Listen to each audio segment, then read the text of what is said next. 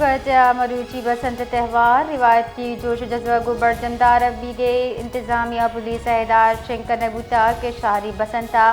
محفوظ و پرامن اندازہ میں منائنا بسنت موہا ہوائی فائرنگ چا مکن کنک دیتا کوئٹہ مروچی بسنت تہوار روایت کی جوش و جذبہ کو بردمدار بھی گئی انتظامیہ پولیس اہدار شنکر نبوتا کے شہری بسنتا محفوظ و پرامن اندازہ میں منائنا بسنت موہا ہوائی فائرنگ چا مکن کنک دیتا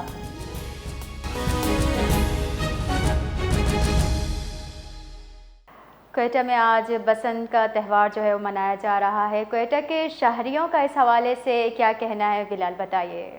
جی بالکل صوبائی دارالحکومت کوئٹہ میں جو ہے آج سے 3 روزہ جو ہے بسنت میلہ اس کا جو ہے آغاز ہو گیا ہے اور شہریوں کی جو چہرے ہیں ان پر جو ہے خوشی نظر آ رہی ہے شہر بھر میں جو ہے بسنت کے حوالے سے تیاریاں زور و شور سے بھی جاری ہیں اور لاہور کے بعد کوئٹہ میں بھی جو ہے 15 فروری تک جاری رہنے والا بسنت میلہ جو ہے آج سے باقاعدہ طور پر جو ہے جمعہ کی نماز کے بعد شروع ہوگا بازاروں میں اس وقت جو ہے رنگ برنگی پتنگوں مضبوط ڈور پیلے لباس اور بسوں کی جڑی دیگر اشیاء کی لگی ہوئی ہے اور شہریوں کی بڑی تعداد ہے خریداری کے لیے مختلف معذرتوں کا رخ کر رہی ہے جس میں جو سب سے جو اہم شاہراہ ہے وہ کوئٹہ کی گلزر سنگھ روڈ ہے جہاں پر جو ہے شہر کی تمام جو اس طرح کی پتنگ بیچنے اور ڈور بیچنے والی دکانیں ہیں وہاں پر موجود ہیں اور وہاں پر جو ہے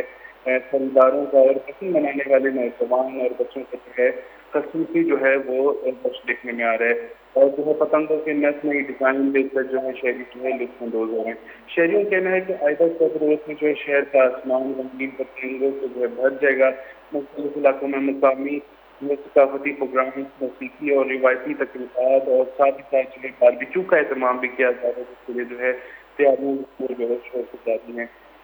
ساتھ ہی جو شہریوں کا کہنا ہے کہ جیسے شہر میں کوئٹہ جیسے شہر میں جہاں روزمرہ زندگی کے مسائل درپیش ہیں بسنت جیسے تہوار جو ہے نہ صرف خوشی کا باعث بنتا ہے بلکہ سماجی امن آہنگی اور مثبت سرگرمیوں کو بھی فروغ دیتا ہے لیکن ساتھ ہی ساتھ یہ ساتھ چلو کہ حکومتی سطح پر سے بسنت میلے کے حوالے سے کوئی باقاعدہ انتظامات یا اعلانات جو ہے وہ نہیں آئے ہیں البتہ جو ہے ضلع انتظامیہ اور پولیس کی جانب سے یہ ضرور اعلان کیا گیا ہے کہ بسنت کے موقع پر جو ہے ہوائی فائرنگ کو اجتناب کرنا چاہیے اور ساتھ ساتھ خطرناک دور ہے اس کے استعمال پر بھی جو ہے تعلیم کیا